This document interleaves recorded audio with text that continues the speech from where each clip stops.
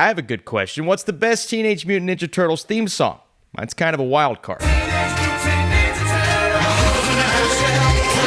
up, Flick fans? Welcome back to the channel. I just watched Mutant Mayhem. I'm rewatching all of the TMNT movies for a ranking later this week. What's your favorite? But right now, we're talking the brand new animated flick. Is it good? Is it fun?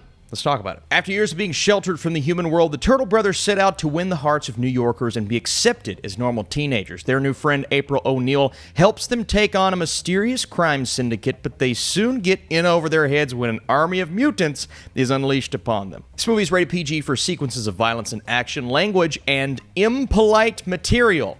So don't be like this movie. Be polite, kids. Hey, let's start with the rating. I'll be honest with you. I know it's an animated film. I know it's built for families. It's the Teenage Mutant Ninja Turtles. But I'm like, is this PG-13? Because they're cursing. And there's a lot of action. And there's a little bit of violence. And there's everything you want in a Teenage Mutant Ninja Turtles movie. And when I see the Turtles on the big screen, I like for it to be a little bit edgy, a little darker than maybe you expect, right? This is a comedy at its core. It's a coming-of-age story.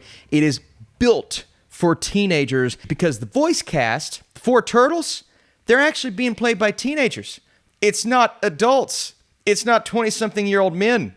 It's kids. That's cool. You did it! Congratulations! And Jeff Rowe, co-director of Mitchell's vs. the Machines, also a writer on that, Gravity Falls, Disenchantment, comes in here with the right perspective, with the right mindset. Okay, I want to build a movie by teenagers, for teenagers, and to see the world from their perspective. And we've seen this before in the Turtles movies, and I'll be honest, the 90s films, as cheesy as they are at times, they work for me. I have a lot of nostalgia for those movies, but the one detriment I've always had on the Turtles movies, in live action at least, it's like these are adults. These are not kids. They're not teenagers. They're men. So he and Kyler Spears, they come in to direct this film. You have Seth Rogen and Evan Goldberg helping with the writing. We know what they're behind, something like The Boys. So that's a very adult series. You're mixing adult themes, adult moments with this perspective, something that is built solely for families, but you have to be on standby. I said this movie's rated PG.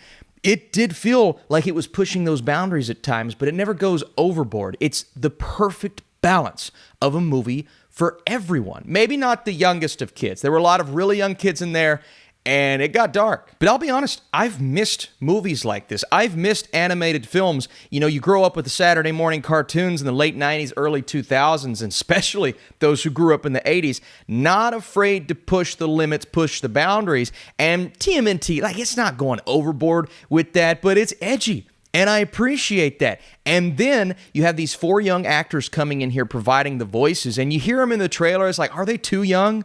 Because do they fully sound? No, they are at their core, these characters, teenagers, and they're doing things in this movie and making pop culture references and saying things that it went over my head. I'm like, who are they talking about? What's that mean? Riz? If I didn't scroll through TikTok every night, I would have no clue what Riz is. I'm married. That's way beyond my years, but it's going to appeal to that age group. It's going to appeal to teenagers now. They're going to watch this, be able to relate to these characters, what they like, who they like. They're making these references. They're talking about bands and sports players and movies, but there's also some things in there that adults are going to love, right? At one point, they're seeing Ferris Bueller on the big screen, and I'm like, I love Ferris Bueller.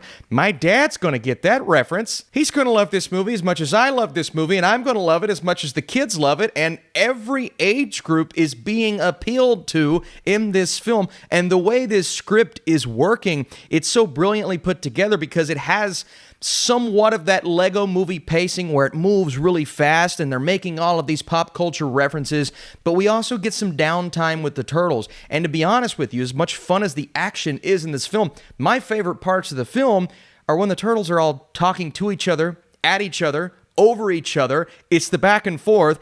At points, it becomes a little much. You're trying to keep up with who is saying what, but it feels like how teenagers talk. It feels like kids that are being kids. Turtles. Kids that are being turtles.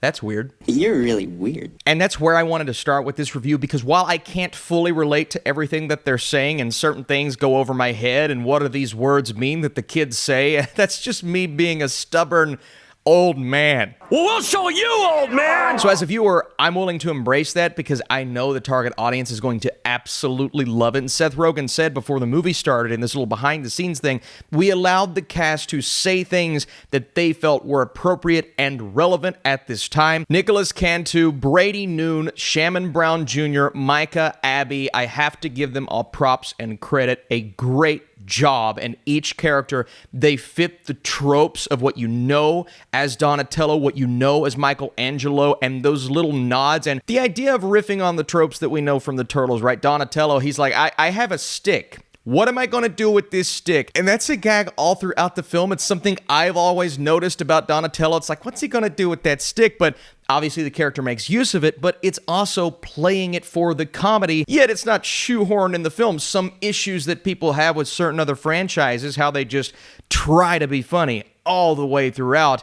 This movie is funny all the way throughout, but they're not trying super hard. It all comes natural. It felt natural. Then we have April O'Neil, and it's a different take on April O'Neil. Again, I feel like she's always an older character. This time she's younger. She has something in her that makes her really nervous when she gets on television. That is played throughout, and I saw some complaints in the comment section of my initial reaction. They're like, this version of April is super annoying, and I'm like, well, I get that to a degree, but this version of April felt real. It felt natural. The integration of her into the group. There were times when they're on this huge chase and she's following them in her moped, and I'm like, how would she be able to keep up and how would she not die in this situation? That doesn't make no sense. So there is a degree of suspension of disbelief that does push the boundaries at points, and it's an animated movie, so it's allowed to take those liberties, but it does feel so grounded in moments and not as grounded in other moments. So in that way, a little inconsistent, which was kind of disappointing,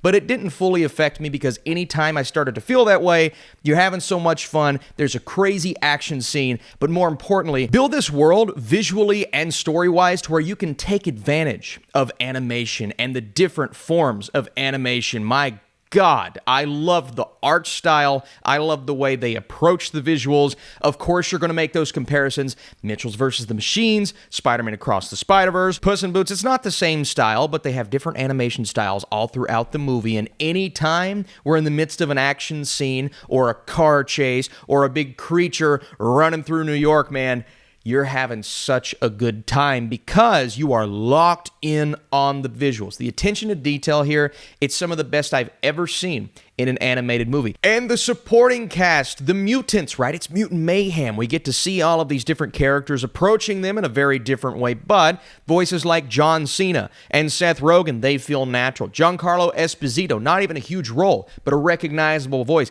Jackie Chan as Master Splinter is awesome in this film. Ice Cube was great as this villainous mutant that, at first I'm like, it's going to be Ice Cube, it's going to be kind of on the nose, and there is a reference or two that's very on the nose, but he's threatening. Ayo Edebiri as April O'Neil is great, but you also have Paul Rudd, Post Malone, Hannibal Buress. I could go on for days. Mr. Beast is in this movie. So Is he up? Is he able to see? Okay, get the cameras ready. there are some superhero movie tropes at the end. It's not a superhero film, but all of our characters have to take on this big creature, and, there's some ways that they go about it that allow it to feel fresh, but at the end of the day, it doesn't do much with that plot point, so I was somewhat disappointed with where we go in the third act, but the way that they handle it is a lot of fun. Before I give you my score, what's your favorite TMNT movie and TV show? We're going to be back ranking these films later this week, and if you want to drop a like on this video, that would be awesome. Mutant Mayhem is the latest and possibly greatest TMNT outing on the big screen. Packed with insanely detailed and gorgeous animation, hilarious pop culture references, and the Turtles embracing being teenagers, this has everything fans will want. It's a fantastic family film. Yet another animated win in 2023. What a year for the style. What a year for this genre, superhero action movies. And these are great characters. I want to see a sequel. Give me like 3 more. I think that would be great. Give me Shredder. That would be awesome. Thanks for watching. See you soon.